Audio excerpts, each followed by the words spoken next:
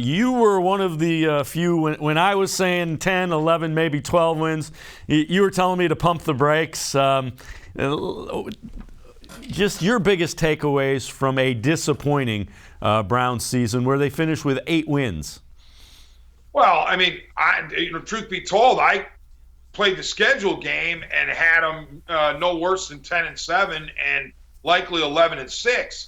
So I wasn't as high on the roster as you were, Dave, and others, but I still thought it was good enough to win 10 or 11 games. And what's sickening about this season is that 10 was all that you needed, okay? It's not like you had to be out of this world good to get into to win the AFC North, or you had to be out of this world good to get into an AFC wild card. You just needed 10 wins, and you got in.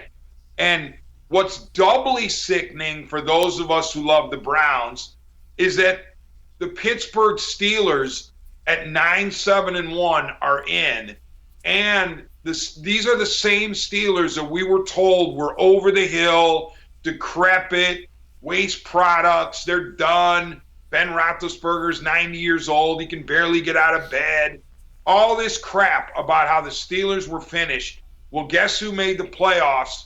And this year, the Steelers, and guess who didn't? The Browns. Another team that made the playoffs, and it's another reason why I'm so upset. The Las Vegas Raiders. You talk about a team that had a billion excuses not to play well this year, had really unbelievably bad games along the way.